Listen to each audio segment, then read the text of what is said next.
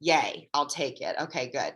Um, okay, well, again, thank you for being here. Dementia caregiving is what we're going to focus on. That's a huge topic.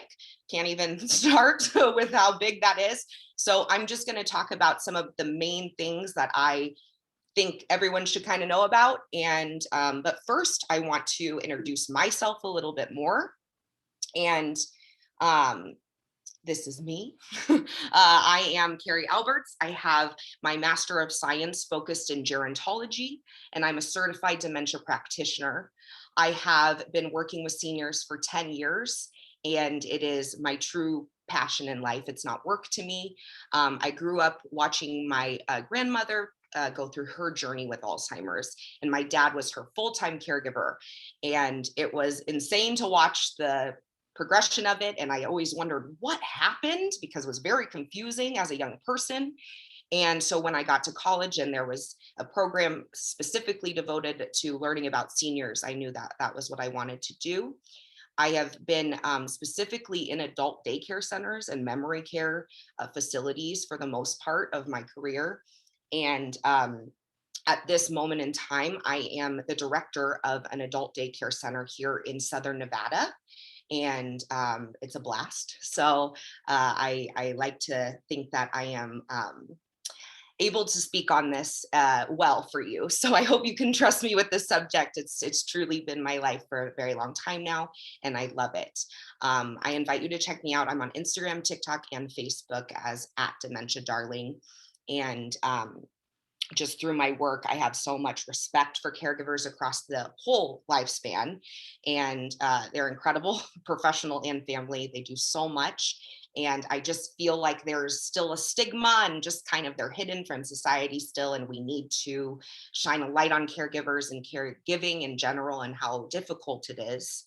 And not just for dementia, but in general, caregiving is very difficult, and caregivers need support. So I want to go right into one of my favorite quotes by someone I hope you have heard of.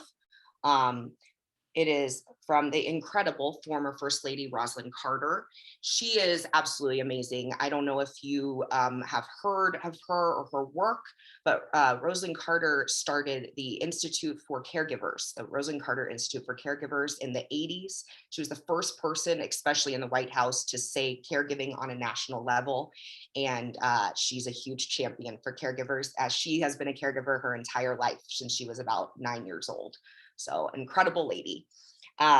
There are 4 kinds of people in this world: those who have been caregivers, those who currently are caregivers, those who will be caregivers, and those who will need caregivers. I find this very poignant because we are all going to be touched by a caregiver at some point in our lives. And I suspect that the people in this room with together are caregivers. So thank you for all that you do, and it is not unnoticed. And thank you, because it's so hard. So just so you know, you're not alone. More than 6 million Americans are living with Alzheimer's.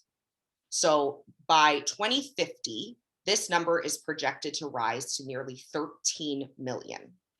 So if we think about that, there's 6 million Americans living with Alzheimer's right now, and that puts us at about 11 million caregivers of these people out there. So there are 11 million people doing this difficult job. You are not alone. Alzheimer's is the most common type of dementia. There are many types of dementia, but Alzheimer's accounts for about 60% of all dementias. And that number is only rising, unfortunately. Out of the global top 10, so globally, top 10 causes of death, Alzheimer's is our only one without a cure. That's mind blowing. It's our only one without a cure. So I have faith that we will find a cure. We have to, and we will. But this is why this is so important for us to talk about and to reduce the stigma, because we need to find this cure and we need to have support for this huge growing population of people. Something that kind of took me aback when I heard this fact, so I had to share it with you, is half of seniors 85 and over are living with dementia. That's insane. That's a huge number. So as our baby boomers age and as we, our aging population is growing, we need to be aware of the prevalence of this. Some of the other common types of dementia you may hear about are vascular dementia, and that's something that is common after maybe a stroke. That's when blood flow is blocked from the brain and certain parts of the brain are affected. So different symptoms happen with that. Then Lewy bodies dementia, and then frontal temporal dementia, which it commonly affects someone's personality first, and that can be a common marker of frontal temporal. And then, of course, we have Alzheimer's, which is the main dementia that we see. Okay. So, as I said, over 11 million Americans provide unpaid care. Unpaid! That's insane. Caregivers honestly should be paid a football player's salary. Let's be real. You guys do it all, and you're supposed to also be a human and do your stuff on top of it. I don't understand. So we need support for caregivers, specifically dementia caregivers. They are a different breed of caregivers, let me tell you. Dementia caregivers are known to have the most stress of all the caregivers, and we will get to that. So when I say this next thing, I'm not saying this is an easy journey. I'm not saying be positive. I hate that. I'm not saying things could be worse. I don't like those things. I don't like to say that to caregivers. You're allowed to feel all the feels. But I want to make it clear that getting a dementia diagnosis isn't the end. It's not, okay, let's pack up. That's it. No. There can be a lot of beauty and there can be a lot of life to be lived after, but you have to choose that and you have to make it your path with this journey.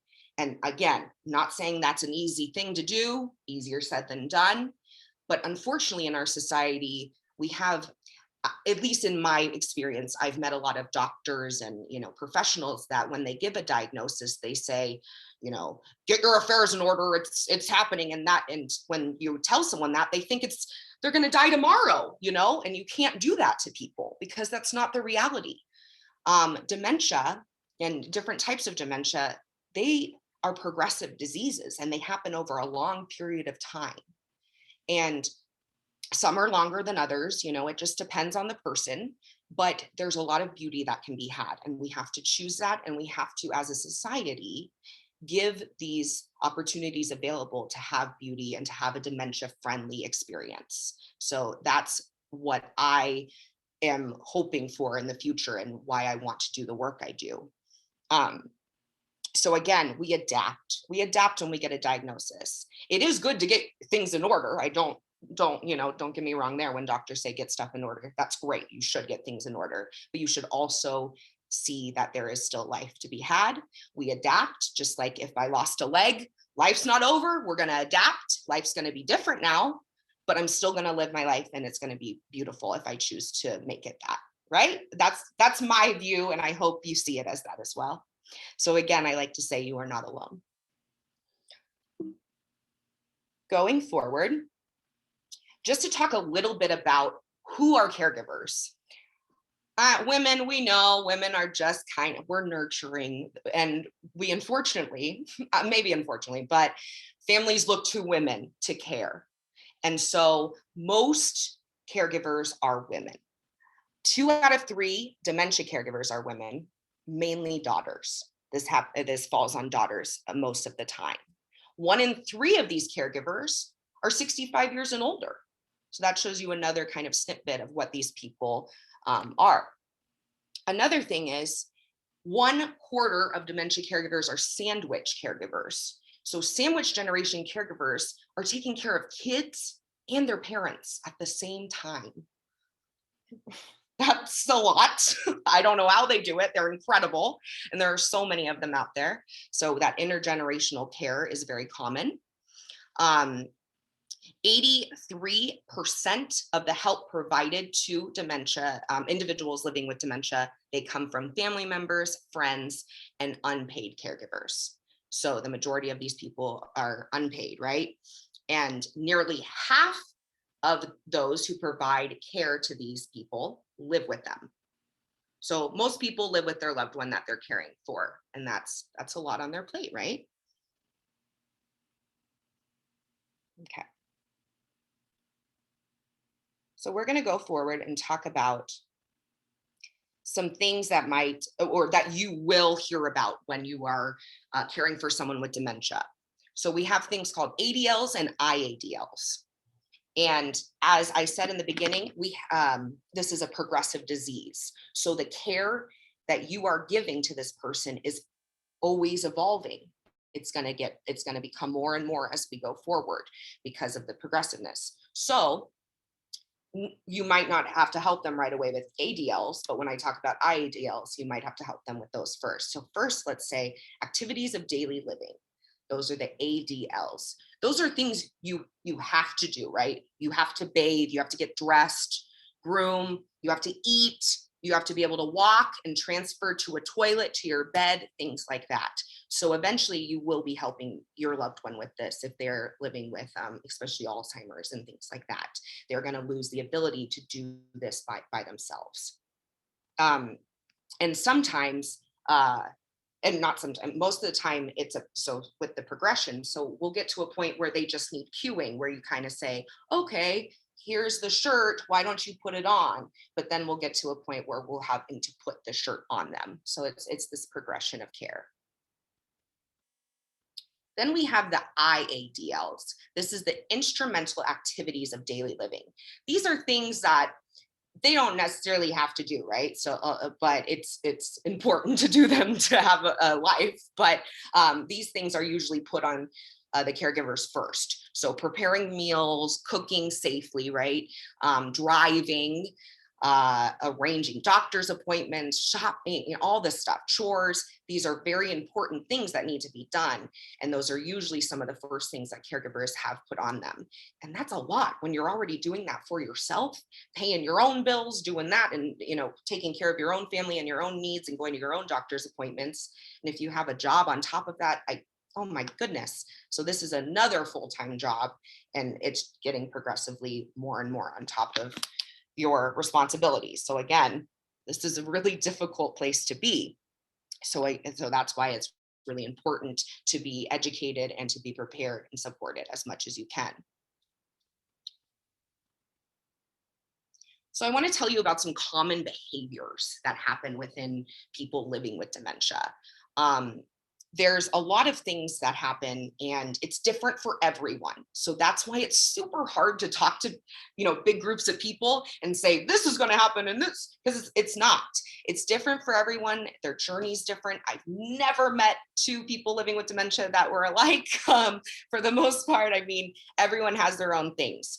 But some common things that you may experience are times of agitation, aggression, wandering. They're going to try to exit seek. They're going to ask to go home when they're already home. They might pack up all their stuff every day and get anxious about things. They might do repetitive actions all the time. They might count over and over, things like that, or ask the same question over and over. There's a lot of things that can happen.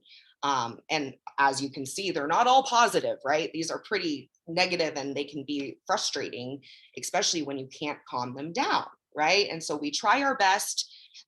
We try to, redirect. This is a huge part of dementia caregiving, is redirecting their focus on something else. So that comes in handy huge when your loved one is sundowning. So if you don't know what sundowning is a common thing that happens with people living with dementia, where when there's time changes in the day and the light is changing, in the afternoon, something inside their body, their circadian rhythm kind of is off kilter, and it makes them have these different behaviors. They might be crying, they might be screaming, they might be exit seeking, what have you, but this has to do with their sundowning, where their body's confused. It's really hard to explain sundowning because they don't really know why, but it's a common thing with these people that are having cognitive issues. So this time of day, you kind of can prepare for it and make sure the lights are on, and so they don't notice the time of day change. Keep them busy doing something calm that they love, having calming music on that makes them feel good, and I do a lot of exercise and hand massages during this time. Just keeping them focused on something else is huge. But again, I'm not going to lie, it doesn't always work. It's not foolproof. And nothing really is always going to work with dementia care. Unfortunately, it could work 1 hour and then and it could not work the next.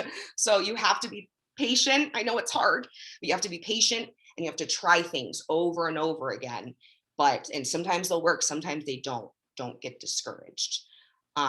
Something else that I've learned over my time being with this population is things you don't think about might trigger these emotions. And so if we're mindful of them, we can try to avoid these behaviors. Something that is common for me, at least, now I make sure I'm careful, is movies and TV shows can really trigger your loved one sometimes. So again, not with everyone, but I have, some people that think that TV show or that movie is real life and there are cops and robbers in the building and they're coming to get them, or, so you have to make sure you don't have these things on like CSI shows, or, even the news can be disturbing for them and they will get fixated and get upset, and that can make your job harder. So I highly recommend comedy, things that they love, Westerns, if they grew up on Westerns, because even those can be a little scary for people. So just being mindful of what you're presenting to your loved one, because it can make your job harder, easier. So that's just one of my tips that I've learned. But definitely another part of the anxiety and the repetitiveness that I've noticed is they need reassurance in that moment. They need to feel safe and that it's okay. And so I try to make them feel as safe as possible. I reassure them. You go into their reality and you make sure that you don't fight with them or tell them they're wrong or, ask them all these questions. Just be there in the moment with them. Let them express themselves. Even if they're saying, I'm in space right now, you go with it. You go with whatever they're doing. And that is going to serve you much better than fighting it and not meeting them where they're at. So I could talk about this forever. So I need to stop myself. But I'm going to tell you a little bit about some caregiving tips that I think are essential.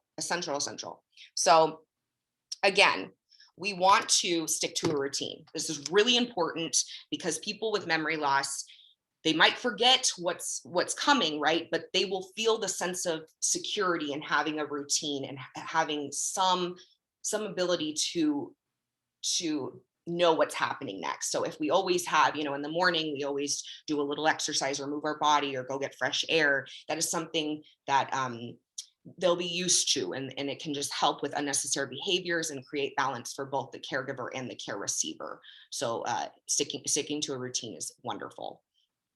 Again, build a support system. I'm going to say this probably 3 more times.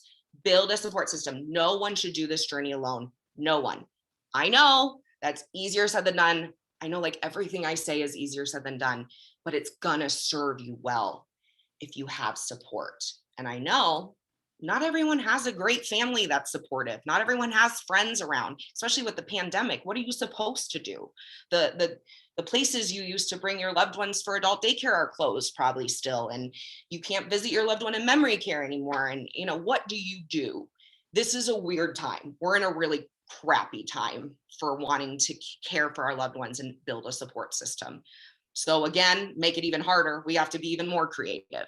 But what I've learned through being on Dementia Darling is the community online of caregivers is out of control. It is so awesome. It is so awesome because I have to account it, I think, to the younger generation as well. As a fourth of caregivers are millennials, and they're starting to speak up and they're starting to show themselves online, and they're getting really big followings, these caregivers. And it's incredible to see how they're sharing their story. People are interested. And unfortunately, everyone's going to be affected by dementia at one point with these numbers. We're all going to know someone who's had dementia at some point. So hopefully our support systems will begin to grow as awareness grows. But I invite you to start online. If you really don't know what to do, connect with caregivers online. They're incredible. You can find resources you would have never known about. And they're full of tips and tricks. And they're also people you can vent to that actually get it. Because I don't know about you, but I talk to some people and they're like, I don't know why you're complaining. That doesn't seem hard. You've never even kind of done this then, and so you need to talk to people that understand. So I highly suggest that. That's my big number one thing. And if you have a church group or a support group in your area of any kind, tap into that. I'm sure New England Hospice has support groups. Tap into that.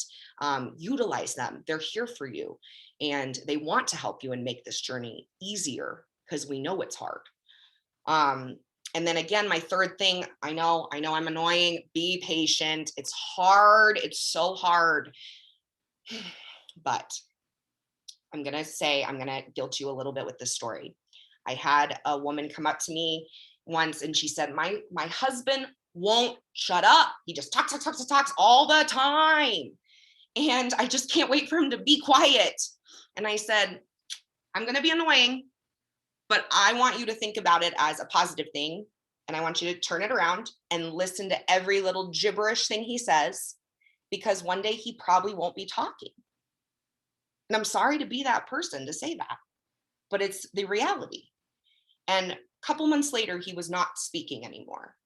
And she came up to me and she said, thank you. I recorded some of him talking. I loved it. I love it. And now I miss it. I miss it so much. And she said, it made me be more patient with him in the moment, because I knew one day that wouldn't even be on my mind. And it would be another thing. So you try to enjoy as much as you can. Enjoy the moment and where you're at in their journey. Again, easier said than done. Okay, I love this.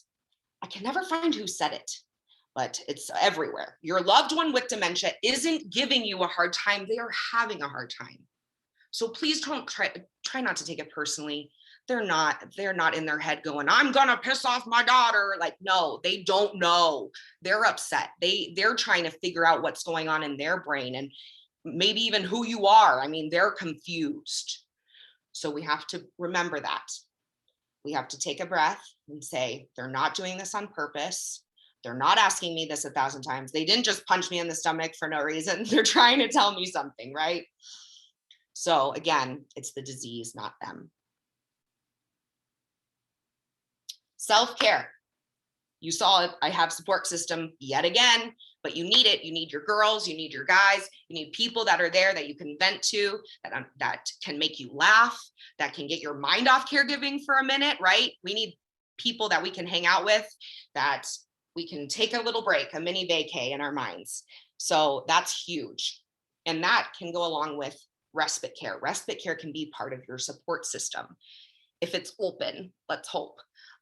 Thankfully, the adult daycare center I am the director of has been open throughout all of COVID. We've been very lucky, but I know that's not the reality for people. There are a lot of respite programs that they'll come in the home, and I work for a nonprofit where they provide 4 hours of free respite care a week to people that qualify, which is great. 4 hours is better than nothing. To take a nap, go get your groceries, see your friends. So there are programs out there available. I highly suggest just looking for them. Get on a waiting list. You never know when you'll need it. And it's so important to have time for yourself, which is, I'm sorry if I didn't explain, respite care is that time where you're away and you can have time for yourself to do things that you don't have time to do when you're caring for your loved one. So again, look into any programs that are near you. And I know, again, it's hard because we don't want people in our homes, maybe because of COVID on top of it. So it's a very hard time.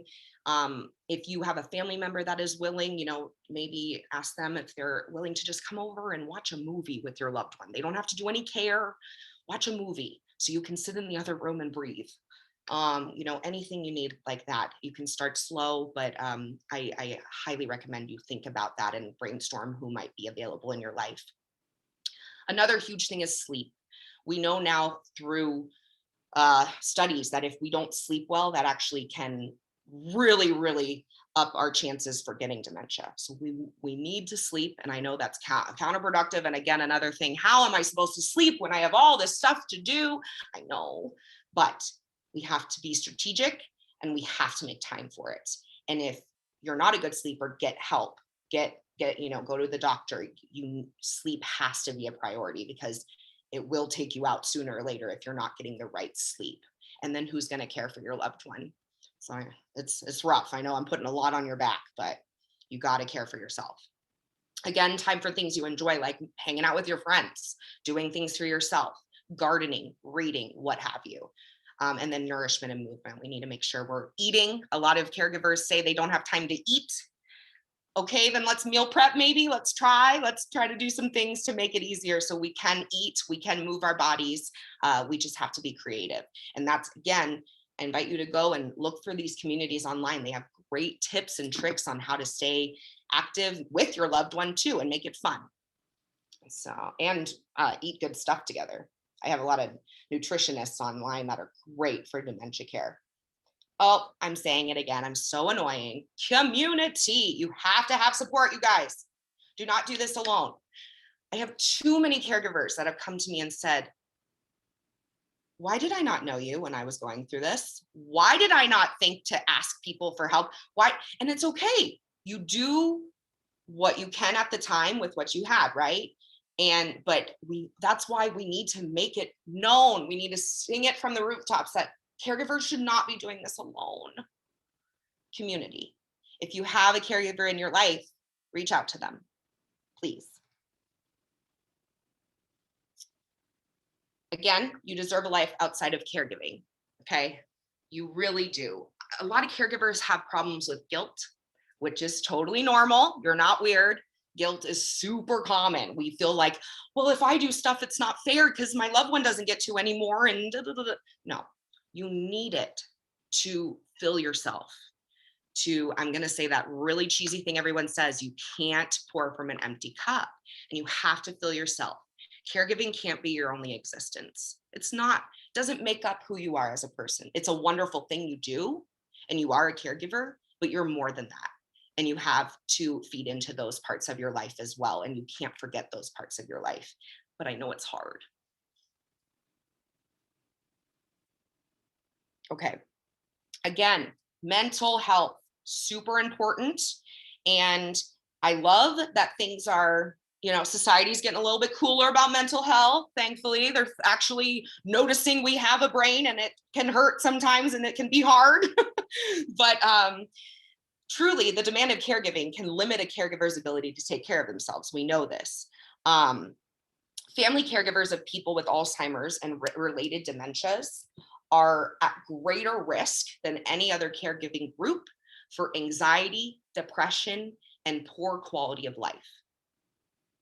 That's really sad. So we need to take care of ourselves, okay? Because stress and these things that we keep inside of us and the anxiety, they come out in other ways, right? So your body, might show signs of stress by having headaches, by having infections a lot, by having breathlessness or tight muscles or getting sick more than usual. If we have emotional stress, it might come out with irritability or depression, loss of confidence, or just even apathy. I've seen, you get this compassion fatigue. You get to a point where you don't even care. No one wants to get to that point, especially as a caregiver. You love your person or you wouldn't be doing it, right? And you want to be there for them. So if you get to the point of apathy, what's the point? You have to care. That partnership is there. You have to care about the person. Our mind might show stress if we're constantly worried, we're making hasty decisions we shouldn't have, if we're always thinking negatively, or if we can't get things right and it's muddled in our brain, or we're indecisive. So that can come out through stress, can come out through that. And then it can also show up through insomnia or loss of appetite, and that doesn't help anyone. Or we become more dependent on alcohol, on drugs, and it's not good for anyone involved. So again, kind of annoying. We try to think positively. We try to, say, I know this is difficult. I'm allowed to say this sucks. because it does. It's hard. But I have confidence in myself. I can do this. I can take care of myself. I can ask for help because that's strength. And just give yourself grace as much as you can. Do what you can. Start small. Be flexible. Be honest with yourself about how you're caring for yourself. Sometimes we're just not even honest with ourselves, and that's the first place to really start and say, you know what? I am putting myself on the back burner. What can I do today? Do one thing for 5 minutes to make that a little bit better. Just do a little bit every day. And that goes hand in hand. I forgot to mention this, that it is not your sole purpose to entertain your loved one 24/7. So I think that has a lot to do with you not having time to do these things. They're cool. They're good. Make sure they're safe. They can sit with a snack or sit watching a movie or whatever. Have them do something that keeps them quiet for a little bit, counting their coins, what have you. And take that moment for yourself. You don't have to be doing dances every 24/7, keeping them busy. They're okay. Step back, let them chill, and take time for yourself. I highly recommend you take time for yourself. Incorporate some meditation if you want, deep breathing exercises. Listen to your favorite music on blast and dance for 5 minutes in your room, whatever you need to do something to make you feel better. Or call a friend and talk about something stupid and funny for a couple of minutes and not caregiving. Okay. Now, I'm going to try to wrap this up. I'm wrapping it up so we can do questions. Caregiver grief. We need to talk about that. It is super common. Well, it's natural to have intimate long-term relationships with the people we care for. We get really close to them. I have only cared for people that aren't my family. I've been a professional caregiver, and I've gotten extremely close to them. So don't get me, I can't imagine if it was my family member. So of course we're going to grieve. We're going to have these intense emotions as we lose our loved ones. Caregivers often put their loved ones at the top of their priority for years. So when they're the biggest priority in their lives, right? So when their loved one passes away or something happens, they might feel lost or without purpose. And this is very normal and natural. And on top of that, individuals living with dementia, we know it's a progressive deterioration. So they're consistently grieving these things. And that is what we call anticipatory grief as well, because you're anticipating this big moment of grief, right? Because the next one's coming, and then the next one, they're going to lose this, and then they're going to lose that, and then they're going to eventually, I'm going to lose them altogether. So that's why this caregiving experience is unlike any other caregiving experience. You're consistently grieving on top of all the other stuff you have to worry about. It's insane. So that's again why we have to speak and we have to talk to people to work through this.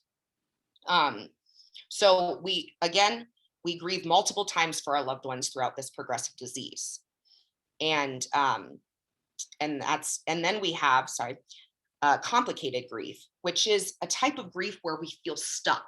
We can't move forward. We just feel like we're just stuck in this moment and stuck in this time where we can't come out of it. And we're grieving that person and what happened. And it's so complicated, we can't get out. And that can, if you don't get help, that can lead to depression and that can lead to suicidal thoughts. So I highly recommend that you speak with a doctor whenever you're having any issues with mental health or grief in general. And that's why I love working with hospices. And that's why I love that hospice is getting bigger and that people are less taboo about it, right? Because hospice is incredible and they are so supportive for people through their grieving process. So you got to utilize your hospice care as well and what they have to offer for that time. Again, grief is a natural human emotion. This is a time of expecting the reality of loss. Avoid judging how others are grieving. And you would hope they don't judge you then, right? We don't want to judge anyone. Everyone's different. There's no timetable for grief. Do not rush yourself. Don't rush others.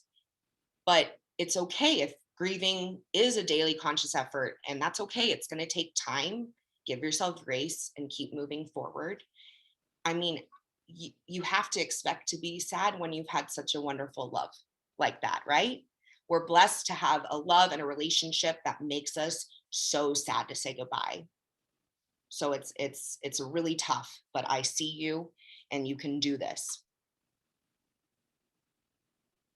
Again, I want you to just give yourself credit. This is an incredibly difficult journey to be on.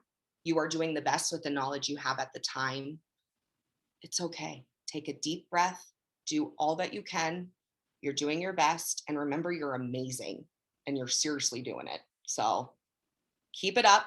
Let me know if you need anything. I'm always here for you. And if you have any questions, please ask away and I will do my best to answer them all. Thank you so much. Thank you. I don't know if anyone has questions, but there was someone who, Jan, who entered a couple of sites in the chat. One was a YouTube. Oh, yeah. YouTube, yeah. And then she said she found movies might be too long unless they're musicals, but game shows work, and Mary Tyler Moore reruns have been beneficial. I love that. You're so right. I put on Sound of Music. Dang, is that movie long? But thankfully they liked all the songs, so they kept going. But that was a long one. But Mary Tyler Moore is great. I Love Lucy, Carol Burnett can be a little long, but yes, I agree. And the game shows they love. And those are funny. I've noticed America's Got Talent videos have been really fun for everyone. The dogs and the babies and it's just, they love the kids singing and stuff. And they're shorter videos. Those are great too. How might one decorate the room of a loved one as the dementia progresses? Great question. So highly recommend twice in a row. Man, that's a long day for watching Sound of Music twice in a row. I love it. It's a classic. So first off, always have things that are important to the person, that remind them about themselves and their life, things that are comforting to them. I'm not saying don't put like vases in there that can be broken, and stuff, but nice pictures, teddy bears, things that are comforting to them, that will make them, they look at it, they don't feel like they're in someone else's house, like, oh, what's that stuff? So you want stuff that they've been around. Make sure the room isn't super cluttered.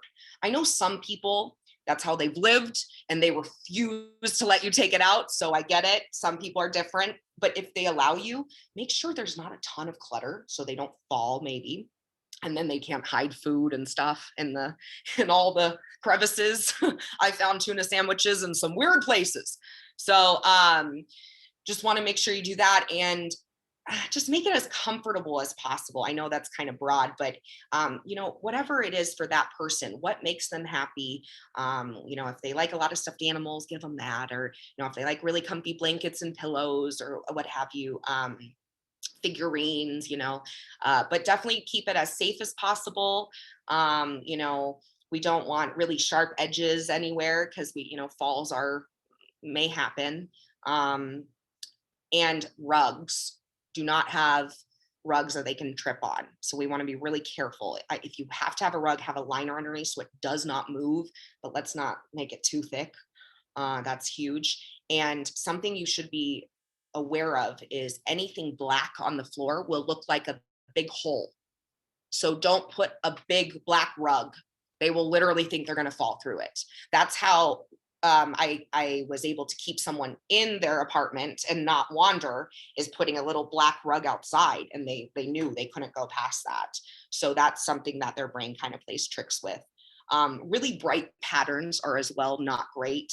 They can be very like alarming and too much. Once I just had a picnic cover, the picnic plaid, and someone was freaked out, like it was too much to process. So you just got to be careful about too much stimulation.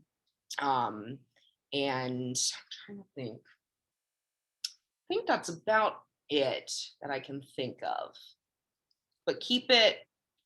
Okay, tell me your question, Greg. I'm ready. Okay. I liked your comment about being with them where they're at. In other words, don't reorient them. Yes.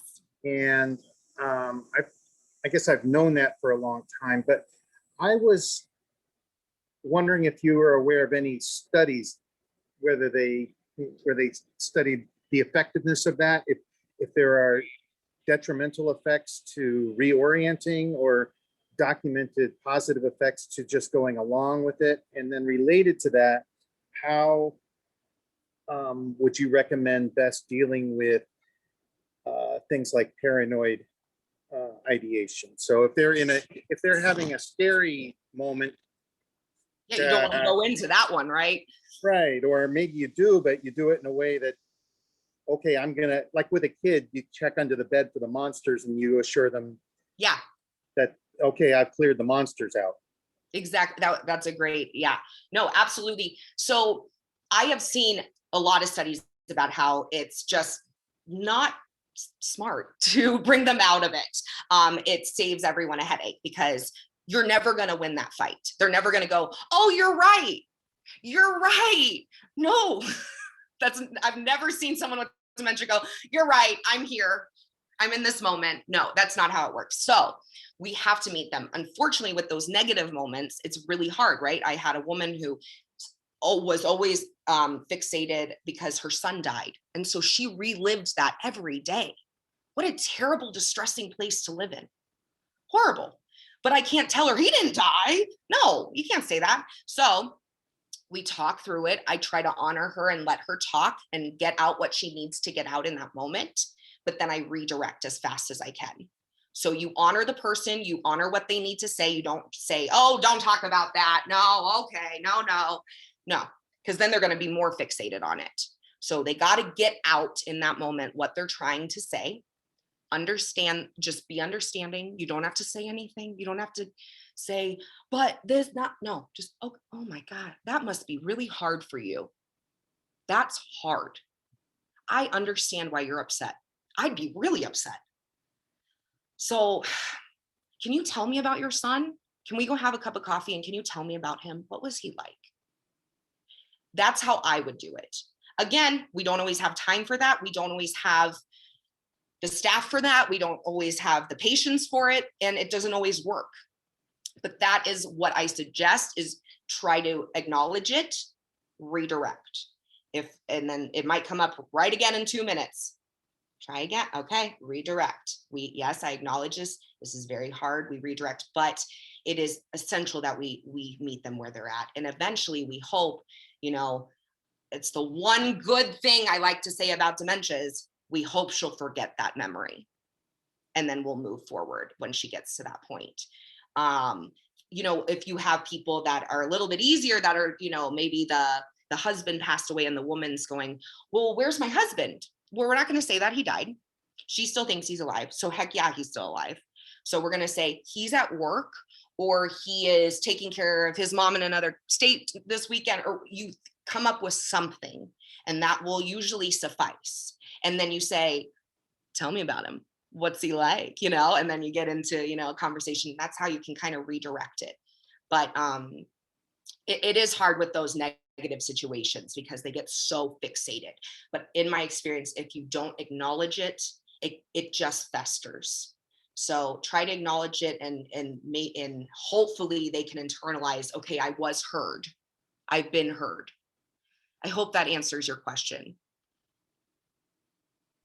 Sure, thank you. Yeah. And but yes, I don't know if you've ever heard of Teepa Snow. Teepa Snow is the most incredible dementia caregiving educator. She is amazing. Teepa Snow. Yes, Teepa Snow. And she's all about being in their reality. You have to meet them where they are. You're going to have weird conversations. It's going to be weird, but it's gonna be much better than fighting them on it. And so yeah, highly recommend looking up Teepa Snow. And then another expert online is Dementia by Day. And she has coined the phrase like, entering their reality or something like that. And it's all about, that's her thing. But, and Jan, I see you said, I read no mirrors. It's true. You're right with the mirrors. Mirrors are not good to have. And updated pictures of themselves as well. They do not see themselves as that person most of the time. But yes, the mirrors can be very scary when they look up and see themselves and they think, that's not me, who the heck is in the mirror? And that's scary. Or, I going hard, this is an intense story, but I mean, mirrors can be really scary. A man, got a gun out because he thought the guy in the mirror was an intruder and he shot the mirror. So, and what if it was his wife walking down and that's, don't get me started. You can't have guns in the house. So get those out if you have any weapons in the home. But so yeah, mirrors can be really distressing. And I learned the hard way about recent pictures being distressing. I did a photo shoot. We did glamour shots and I gave them for Mother's Day and they all freaked out and threw them at me and said, this isn't me. And it was the worst day ever. So don't do that. But give them pictures of them when they were younger. They'll really love that.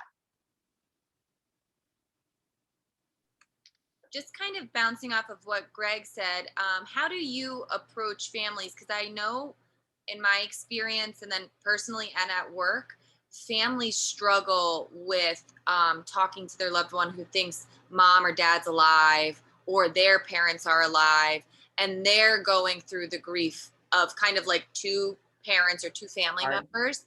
So trying to speak to them about it's okay to kind of tell these what they view as like white lies of, dad's at work right now. Do you have any thoughts on that? Because I feel like that's where a lot of our families struggle the most is that kind of like space. Yes. And that's super common. I've had a hard time with it because I don't like lying either. So I'm like, I'm sorry all the time, but we call it therapeutic fibbing. It is necessary. There, thank you. Dementia by Day, Rachel Wonderland. Thank you, Jan. So yeah, it's all about keeping the peace. So we really want to, I know it's hard. I know it's really hard, especially when you're grieving, if a parent passed and your parents, going through this as well. But, it might be nice to talk about your loved one with them as if they're still alive too. That might be, a good thing, but it's just telling them it's okay. You're allowed to fib. Unfortunately, that's part of this process is you have to lie to protect your loved one. And that's okay, because if someone was lying to me to protect my heart, thank you very much. I'll take it because life's hard enough. So I just try to really, compassionate deception. It's for their own good. There's no point in distressing this person. So just reminding the family, I know it's hard to talk about your dad as if he's alive, but it's going to keep your mom in a positive mind space. And, try your best to just say, oh, dad's not here, and change the subject if you can, or talk about times when dad was alive in happy times, bring those up. But, unfortunately, you're going to lie. You're going to lie in dementia care. If you don't, your life is going to be much harder. I'm not going to lie. It's going to be really hard. If you're always thinking you have to have the truth with them, you're not going to get it. And what about when they ask questions? So say they say, is my mom still alive? Like they're in a space where they're wondering, like the patient will say, talking to their daughter or their whoever, is my mom still alive? Is, dad still alive? If they're in that in-between space. That's a hard one with the parents, because you're like, they'd be 200. So you're like, come on. But they see themselves as a 30-year-old or a 40-year-old. So that's not real to them. So, but that in-between part where they kind of catch on, that's the hard times. It's just hard. It's different with everyone, but definitely just acknowledging, sorry, I got off track. I was reading what Jan just said. I'm so sorry. But I definitely think that it's hard, but it's necessary. And I don't know how to really make it any easier for family members, because I'm sure that's really difficult to lie, because you don't want to lie to your parents. But yes, I usually say, yeah, your mom's alive. She's working. She'll be here later. Yeah. So grandma's the best, right? Mm-hmm. She's the best, and I'll just start talking about what grandma's like. But Jan, sorry, I went kind of, whoa. But I learned to not to let her know we're going to the doctors until about 15 minutes before, too long in advance, and she stresses. Yes, Jan, so true. If you tell them, oh my gosh, the day before or a week before, they might get ready right then. And they're sitting by the door and they're like, but I have a doctor's appointment. Oh my gosh. Yes. Don't tell them. Maybe when you're getting ready, say we're going to lunch or something until right before you leave. Because like you said, yeah, too much stress and fixation on it for sure. Okay. I hope this was helpful. I'm so glad you guys came. I appreciate you. This was wonderful, and it is recorded, so I will be posting it on our YouTube page, and I'll send you a copy if you'd like one. Thank you. Thank Oh, you for yay. your time.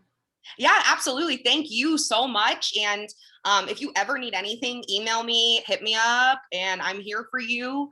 Again, you are not alone. You're not alone. There's so many of us, and we got to come together. Wonderful. Thank you. Thank you. Have a wonderful day, everyone. Yes.